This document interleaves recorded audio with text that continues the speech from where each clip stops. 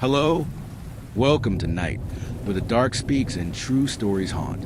This channel brings you real horror experiences, urban legends, and chilling encounters that people have truly lived through. Every episode is based on actual stories, told in a way that pulls you into the shadows. From haunted houses to unsolved disappearances, strange family secrets to ancient curses, we explore the kinds of stories that leave you questioning what's real. Perfect for late night listening or a lonely commute home. Subscribe and let the night in. If everyone can leave a comment to let me know where you are listening from in the world.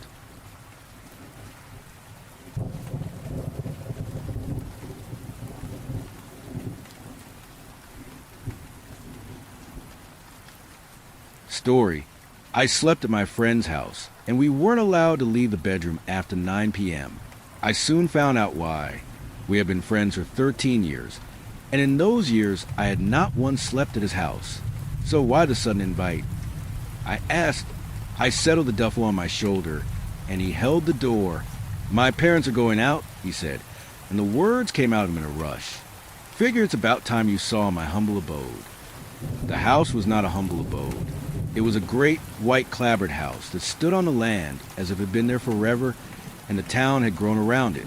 Old oaks stood guard over the grounds, and their shadows fell across the yard. Inside the house there was a smell of old wood and polish, and something more besides, a smell like turned earth after a rain. His mother was a woman built of small bones, and she carried a frantic smile that did not touch her eyes. She moved about the dim rooms with a nervous energy, asking of drinks and of snacks. His father sat in a leather chair, and he did not speak. He was a large man whose eyes were dark and still, and they followed us as we passed. At 7 o'clock they left. I heard his mother's whispered words to Leo, urgent and low, but I could not make them out. "So, what's the plan?" I asked. I dropped my bag on the floor of his room. The room was a small island of the ordinary in that house, with its posters and its rumpled bed and the console set before the television. It was the only place that did not feel as if it belonged to the dead. Pizza, video games, the usual, Leo said. He knelt and woke the machine. He moved with a forced calm, but I saw the cording in his neck. We ate the pizza and played the games, and for a time I did not think of the house or the silence that lay coiled in its other rooms. For a time it was only the two of us and the sounds from the screen. Then near to 9, he paused the game. "Hey man," he said. He would not look at me, but worked the controller in his hands. "There's just one weird rule my parents have." "Weird rule?" "Yeah." He raised his head and his eyes were serious as a stone. "After 9 p.m., we have to be in here, in the bedroom, and we can't leave. Not for anything. Not for the bathroom. Not for a drink. Nothing. The door stays closed until sunrise." I stared at his face and looked for the jest that was not there. "You're kidding, right? What if I have to pee?" "Pee now," he said. His voice was flat. He gestured with his chin to an empty bottle on his desk. "And after 9, you use that." The laugh I had in my throat died there. "Dude, that's insane." "Why?" He shrugged his shoulders, but the motion was counterfeit. "They're just super weird about security. Old house, you know? They think it's drafty." "Drafty?" I knew he was lying, I just didn't know why. Downstairs a clock began to chime the hour, and his head snapped toward the door. Bong, bong, bong. He was on his feet before the 9th bell had sounded its note. He crossed the room and closed the door. He slid a heavy bolt of steel into its housing, and the sound it made was final. "There," he said. A sweat had bloomed on his brow, and he breathed out the word. "We're good." "Leo, what the hell is going on?" I demanded. "Nothing, man. Just a weird rule," he said. He would not look at the door. He turned up the sound of the game until it was a roar in that small room, but I did not see the game. I saw only the bolted door, and I felt a coldness take root in my gut. The house was quiet again, but it was not the same quiet. This was a listening quiet, a waiting quiet, and in the dark heart of that house, something waited, and we were locked in that room and waiting with it. An hour passed, and there was no sound from the house. The fear went out of Leo slowly, and he played the game with a feigned calm that did not sit right on him. We played on in that silence, and a vexation grew in me at the foolishness of it all. You really need to tell your parents this is a certifiable way to raise a serial killer, I said. He gave back a fake smile. Tell me about it. Then came a sound from the rooms below. It was a soft and measured thumping on the boards of the main hall. What's that? I whispered. Leo played on. He stared at the screen, and his fingers worked the buttons as if he did not hear. It's nothing. House settling. That's not the house settling, Leo. The sound ceased. In the quiet, I could hear the blood in my own ears. Then there came a new sound, which was a dragging sound, a scraping of some great weight across the wood floor beneath us as of a heavy thing with broken feet. I muted the television. Okay, that's definitely not the house, I said. Leo set the controller down upon the carpet. His face was pale in the shifting light of the screen. Just ignore it, Liam. Please. It goes away if you ignore it. What? What is it? What goes away? Before he could answer, it spoke. The voice came from the hallway. Faint at first, on the other side of our door. Leo? Honey. I did not move. The voice was his mother's voice. Leo. Sweetheart, your father and I came home early. I brought you boys some warm cookies. Open the door. I looked to Leo and saw a boy cast in tallow. He stared at the door as if it were the gate of hell itself, and he raised a trembling finger to his lips and shook his head. Leo, that's your mom. I whispered. Don't be silly, sweetie, we're inside. The voice said. It was just outside the door now. I just bake your favorites. Chocolate chip. They're getting cold. The scraping from below had stopped. There was only the sweet persuasion of that voice in the silent house. But the voice was wrong. There was a terrible perfection in its sound, like a memory of a voice and not the voice itself. Then came the knocking. It was a soft and wet sound on the far side of the door, as if a piece of meat were striking the wood. Leo? Liam? Are you boys all right in there? You're being awfully quiet. Leo, I mouthed, but no sound came. He sat upon the floor like a man made of stone, his eyes wide with a plea that had no words. He looked like something trapped. The knob of the door turned, once to the left and once to the right. Then it began to rattle, and it's fitting with a growing violence. Boys, this isn't funny, the voice said. The sweetness broke in it then, and it was replaced with a hard and ragged edge. Open the door. A great blow struck the door, and the frame of it groaned in the wall. I scrambled away from it on my hands and feet until my back was against the far wall of the room. The voice changed. It spoke again, and the voice was a ruin, a low and guttural thing that gurgled in its throat. I know you're in there.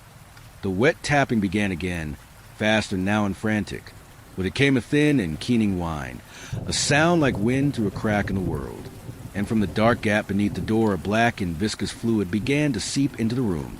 It was thick as oil, and it carried the smell of the grave, of wet soil and the things that rot in the earth. Leo moved. He crawled to the bed and pulled the blankets over him, and became a small and shuddering shape in the dim room. He had gone into his own darkness. On the other side of the door, the thing fell silent. I knew it was not gone. I knew that in my bones. It was there in the darkness beyond the door, and it was waiting. I kept my back to the far wall, and I watched the door. My breath was a small and panicked thing in my throat. On the bed, Leo was a trembling knot of blankets and fear. For me, this was a night's journey into that darkness. For him, it was the place he lived.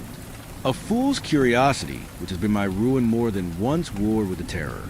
A need to see the shape of the thing that hunted us. A dreadful truth was better than not knowing. I went forward on my stocking feet, and the old boards did not whisper. Liam, no. Came a voice from the bed, muffled by the cloth. Don't look. But I would look. I knelt upon the floor, and the reek of the grave was stronger. I lowered my head to the cold brass of the keyhole. At first, there was only the dim hall and the moonlight that fell in a pale blade from the window at its end. Then it stepped into the narrow view. It was not a man, nor was it a beast. It was a thing that was built of sticks and of shadow, impossibly tall and thin.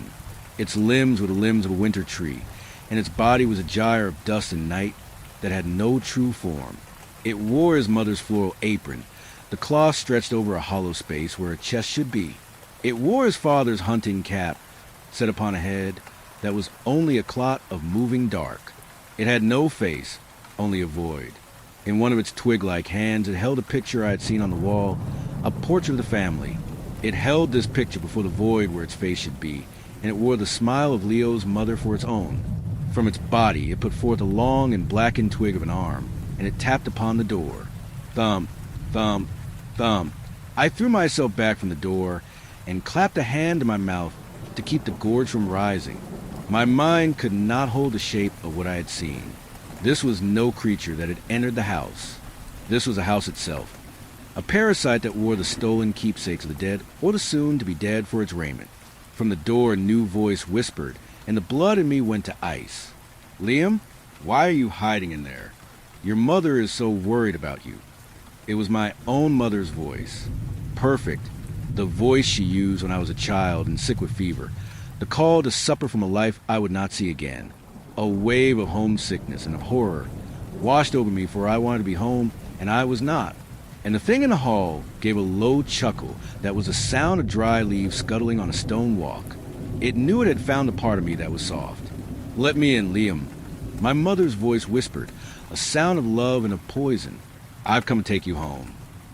I fell back to the wall and slid to the floor, and I felt the heat of shame in my thighs where my body had betrayed me. I looked at the trembling shape on the bed, the bottle he had offered. It had not been a joke. It had not been a rule, but a kindness, a tool for survival, for he knew all of it. The scraping began upon the door itself, a slow and patient sound, as a claw being sharpened upon the wood. All the while it whispered my name in the voice of my mother, and it promised me an end to all this if I would but unlatch the door. The hours passed in that room, and the thing outside did not cease its siege. It spoke in the voices of the living and of those I could not know, a gallery of ghosts at the door. It offered warmth and food. It promised an end to the long night, and all the while it scraped at the wood with a patience that was a madness to hear. The fear had burned away in me and left a hard and bitter anger. I was angry at the thing in the hall, and at the people who had built for a cage and called it a home, and I was angry at the boy who hid in his blankets and would not speak. Hours passed. "Leo," I said. My voice was a dry croak in my throat. "Leo, wake up." A shape stirred in the bed. He looked out from the pale fortress of his sheets, and his eyes were raw with fear. "Is it gone?" he whispered. "No, it's not gone," I said. "I need to know what this is. Now. No more lies. What is that thing?" He flinched from the sound of my voice. He sat up in the bed and hugged his knees to his chest and would not look at me. "I don't know what it is," he mumbled to the door. "We just call it the Night Man. It's always been here, as long as my family has." The story came out of him then, a broken telling in the dark. His great-great-grandfather had built this house upon unhallowed ground, and from the first night there was a rawness in the wood and in the walls. A bargain had been struck in that time, an unspoken covenant with the darkness. The family would have the house by the light of day, but from 9 until the dawn the house was given over to that other. "It gets lonely," Leo whispered. A tear cut a clean path through his face. "It likes to play. It mimics people. It uses things it finds to try and make a body for itself. The apron, the hat, the picture. But it's getting bolder," he said, and his voice trembled in the small room. "It used to just make noise. Now it tries to get in. The rules were enough before. Stay in your room. Don't look. Don't listen. But now it wants more." He finally met my eyes, and I saw in him a guilt as deep and as cold as a well. It wants someone new. A cold truth settled in my soul, and it wounded me. The sudden invite, the fear in his parents' eyes, the heavy bolt on the door. You brought me here for it?" "No, I didn't want to." The boy's voice broke. "My parents, they said it was getting too strong, that it wouldn't be satisfied with just them anymore. They said if it had someone new, someone not from the family, maybe it would be satisfied. Maybe it would leave us alone for a while." He had led me here as a lamb to the altar. His parents had not gone out. They were in this house, in their own locked room, and they were listening. They were praying that the beast in the hall would choose me. And then the scraping stopped. The whispers died. The house fell into a quiet, so profound it was like the earth had stopped its turning. What's happening? I breathed. Leo's eyes grew wide. From the floor below, a new sound came. The sound of feet on the stairs. Heavy, a footfall, and the dragging of a dead weight. Thump, drag, thump, drag. It was not trying to trick us. The game was done. The footsteps ceased outside our door. The silence held for a count of 3. Then a crack like thunder sounded as a great force struck the door. The wood splintered, and the deadbolt shrieked in its housing. Crack! A web of brakes spidered from the lock. A fine dust of ruin would fell to the floor. "It's never done this before," Leo whimpered. He crawled away toward the dark corner of the room. "It's never tried to break the door down." Crack! Bang! The deadbolt was torn from the frame like a tooth from a jaw. The door swung inward on its hinges with a sad and final groan. And in the blackness of the hall, I saw it. There was no void. It had filled itself. Its body was a terrible congress of things stolen from the house. Floorboards for shins and rusted pipes for arms.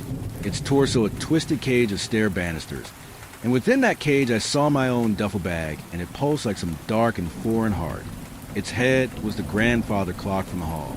It leaned upon its neck of twisted wood, and the pendulum swung behind the glass face like a wild and frantic eye. From the clock a voice came.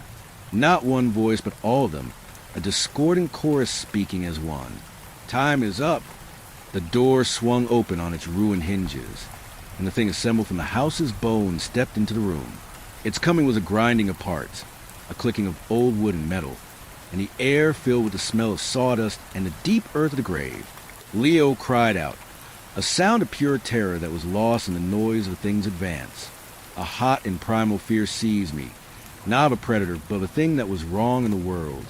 I took up a glass trophy from the desk, and I threw it with all the strength that I had. It struck the face of the grandfather clock, and the glass shattered in a spray of bright shards. The thing reeled back.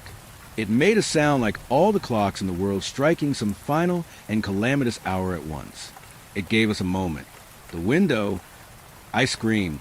I grabbed Leo by his arm and dragged him, for he was a thing of stone. My fingers were slick with sweat, and they slipped upon the window latch. It would not give. It had been painted into its frame. The thing righted itself. The broken glass of its face caught the moonlight in 1,000 crazed points of light. It came for us, its arm of rusted pipe raised up to strike. "The bed! Help me with the bed!" I yelled. Adrenaline found him at last, and he moved. We set our shoulders to the heavy oak bedstead and turned it onto its side and made of a poor and flimsy barricade. The creature stumbled into the mattress, and its feet, made of chair legs and other things, became tangled in the sheets. It roared, and it began to tear the bed apart with its hands, ripping the guts out onto the floor. We were trapped in the corner of the room with the unyielding window at our backs. The sun, Leo gasped, and his eyes were wild. "It's the only thing. It has to be inside before the sun comes up." I looked out into the night, and the sky was a deep and starless black. We did not have hours. The creature tore itself free of the ruined bed. It came on, slow now, for it knew that we were its own. It raised a hand made of silverware from the kitchen, the forks and the spoons bound together to make a shining and terrible claw. And then I saw a thing tucked behind his television. It was a high-powered flashlight. A last and desperate thought came to me. I lunged and took up the cold metal of the flashlight. The thing was upon me.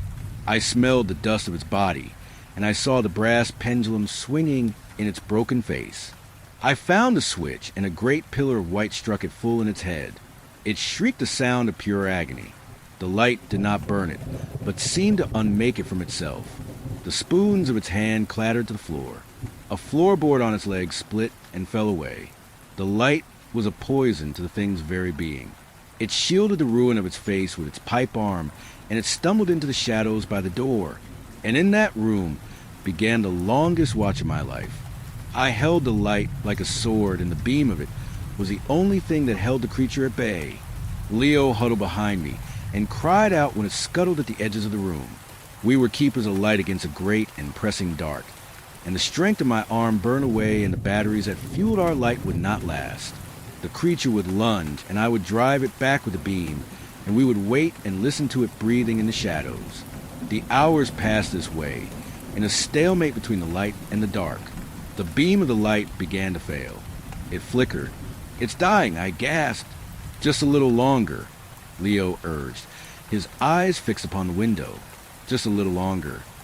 The creature knew. It gathered itself in the dark as the beam dimmed to a sad yellow glow, and with a final and triumphant roar it charged. In that same moment, a pale gray line was drawn upon the black horizon. It was the first sign of dawn. The thing struck me, and the flashlight was knocked from my hand. I was on the floor, and the monster stood over me. Its clock face bent low, and I saw my own face reflected in the arc of the swinging pendulum. Then a single and pure ray of the morning sun pierced the window and touched the creature's back. It froze. A profound stillness came over it. Then it began to come apart. The clock head crumbled to a fine dust. The pipe arms fell from its shoulders and clattered on the floorboards. The banisters of its chest unwound. The stolen silver and the splintered wood and my own duffel bag all collapsed into a heap of simple things. In moments, all that was left was this pile of refuse and a thin layer of gray dust that smelled of the grave. The sun streamed through the window and filled the ruined room with light. I lay upon the floor and gasped for breath. Leo wept against the wall, a sound of relief and of terror. We had lived. There were footsteps in the hall, not of a monster, but of a man. The door to his parents' room opened. A moment later they stood in our doorway. They did not look at the ruin of the room, nor at the pile of debris on the floor where the creature had been. They looked at me, and I saw on their faces not relief nor any gladness, but only a deep and bottomless disappointment. The horror was not ended. I knew then that the plan had failed. The sacrifice had not been made. The thing that was a house would be hungry when the sun fell again. I was the one who got away, and for this, they would never forgive me.